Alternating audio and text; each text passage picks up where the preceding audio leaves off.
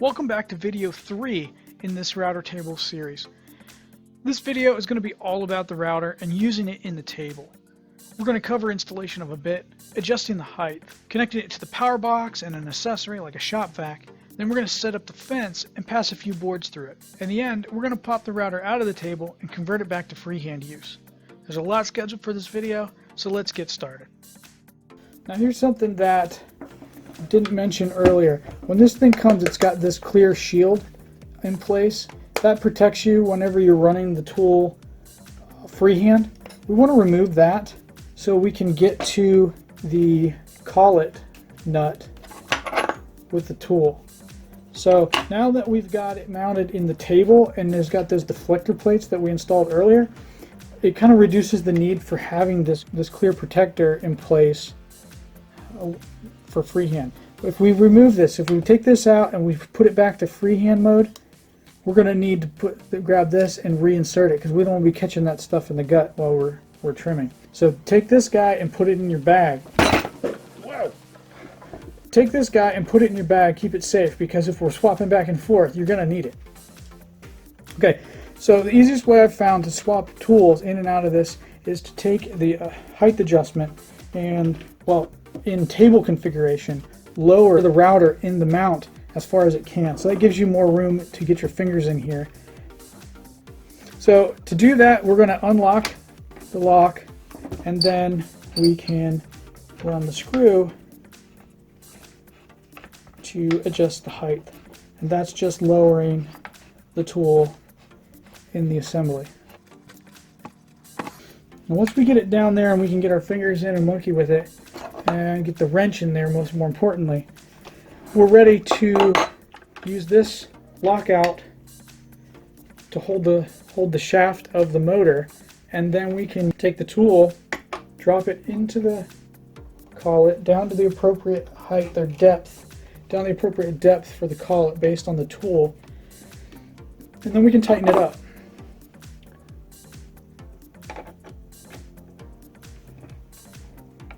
I'm doing all of this while still holding the shaft lockout button down.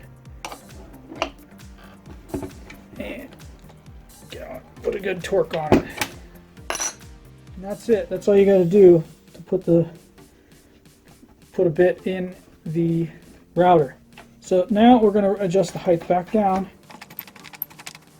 You know, we can get this set up with it out of the table, or we can do this while it's still inserted in the table. Either way, one, you're going to have your hands under the table turning this knob if you don't have the adjustment, a hole drilled and a tool to adjust it from above. Now as we raise and lower this, we can see, or adjust this, the tool is, so as we adjust the height adjustment, what that's doing is raising and lowering the bit up and out of the table or down into the table. So for each bit, it's going to be slightly different based on what it is. What are you doing? Is it a roundover? Is it an OG? Is it a chamfer? Each tool is going to be slightly different. So that's what, using this height adjustment to get it perfect. It takes some time, but once you get it, it's pretty cool. You end up getting pretty good results. So once you get the height close to where you want it, lock it back up. Now we're going to drop the router back into the table, just like that, and then go ahead and get stubby here and hold the plate down on the table. Now that the router is mounted in the table, we're no longer going to be using this power switch to turn on and off the router. So we're going to leave it powered on, and then we're going to be plugging it into the power box here. We're going to be using the power box and its switch to control the power to the router and also another accessory, because there's two outlets on this power box. It has on the side here a fuse reset. So if it trips, if there's too much amperage, if this guy pulls a lot of amps, or if for some reason this trips, this is your reset button on the power box. and it's rated for quite a bit, 15 amps. So the router can run, and you'll be able to run like a decent sized shop vac. My shop vac runs perfectly off of it. So from under here we can see the lockout, the main height adjustment lock, and this height adjustment knob here. So we can raise and lower the tool from under here. I'm adjusting it now to make sure we get just the right amount of material taken off. And then once it's set, we go ahead and clamp the lock shut, and that will hold the bit so we maintain that cutting depth the entire time. So we plug in the power box, and just for the heck of it, we're going to go ahead and put my shop vac into the mix. And insert the shop vac plug in the back of the fence. And because we're using the power box to power it all, we're going to go ahead and turn the power onto the shop vac so it's all controlled through the power switch. We put the router together. Congratulations, we did it. Let's crank it up and see what it'll do. So before we get this cranked up, we're going to need some hearing protection. We have to set our fence. And for this tool actually has a bearing on it. We can use the bearing on this to just press this up against, but that's usually why you have the starter pin. But we're going to try to run this without the starter pin and use the fence instead. And adjust the depth by just pushing this wood against the bearing and then bringing the fence to it. And then tightening the fence down.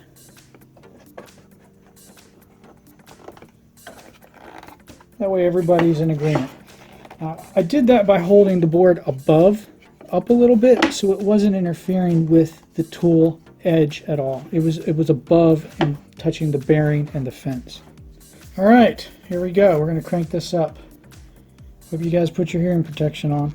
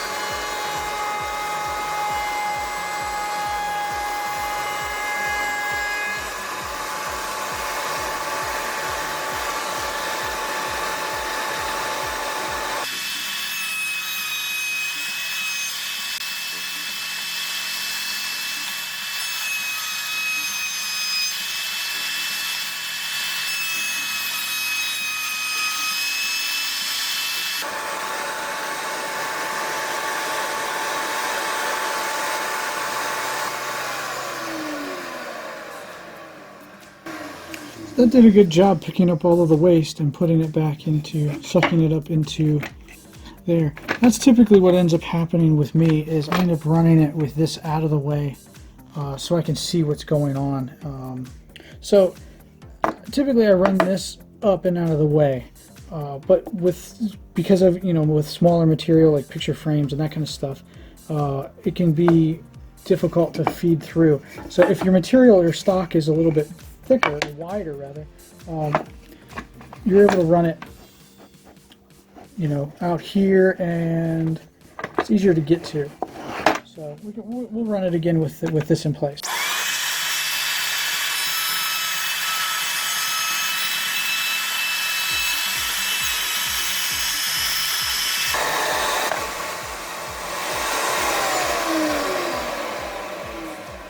So it works pretty good. But yeah, I typically just have it flipped up out of the way. Now that we've cut something, what do we do now? So say you want to take this and put it back into freehand mode. Let's do that now. I'll slide the fence back out of the way. We can unplug the tool from the switch box. Grab our stubby. Take these screws, loosen these guys up, which will allow us to lift the tool and the plate right out of the table. We're going to pull the power cable up and out. So now I'm going to take the table off my workbench and we'll focus on this next. So we've taken the router with the adapter plate out of the table and we put it on the bench. We're going to convert it back to being freehand. So what are we going to need to do that? We're going to need the original base plate that came with the router, the fasteners that hold that base plate in place, and also for this Ryobi model, the clear protective shield. So we're going to take our drill driver and we're going to back out the fasteners that hold the adapter plate to the router. We're going to set them aside. Pretty much what I found is whatever the fasteners that you need for your setup, get a Ziploc bag or whatever and throw them in that, and then throw that into the original bag that the router came in. So I just keep those guys, toss them in there. We take the adapter plate off of the router now, and the fasteners that hold this in the table, keep that all together, drop that back into the table. You don't want them running off. So we're going to take the original base plate that came with the router and we're going to put it back on. Now the bolt pattern is kind of goofy, and so you just keep rotating it until everything lines up right. So I've found that this is the appropriate pattern for mine. And we're going to drop these fasteners back into place. Alright, we're going to use stubby again and put these fasteners back into place. Need to make sure that it's concentrically centered. So we're going to take this, we'll make sure that this is centered appropriately on the base. So we're going to line it up and kind of use our fingers to align the plate evenly all the way around. Because when we're using this in freehand, we're using this surface around here to bear on whatever our template or our form that we're routing. So we want this to be uniform no matter which side we're using as a guide. So if you just use your fingers and kind of find, right there feels good. That feels good. So we're going to press down on this and tighten these fasteners up. Torque on them. Just go back and forth, and so that's that. Now the base plate's been installed. Now we can adjust the tool to the right height. Pop the lock, and we'll lower it back down. That looks good to me. So we're going to go ahead and lock that in place. And last but not least, we need to reinstall this protecting shield. So there's little tabs on it. Take it, stick it back in there, and you're good to go. But one thing we didn't do was turn the power off. We have to make sure we do that, because if we go to plug this in, this thing will take off and run and can make a mess or hurt you. So don't forget to turn that off when you pull it out of the table. Now you can use this router freehand. Well, that wraps up video 3. If you guys have any questions or comments, please leave them down below. If you have any recommendations for future videos, go ahead and put them in the comments below as well. This series has been a blast to create and share with all of you. If you found anything useful in any of these videos, please let me know. Go ahead and throw a comment or just hit that like button. If you like these videos and you definitely want to see more of them, go ahead and subscribe so you get updated when I put out new content. Thanks for watching.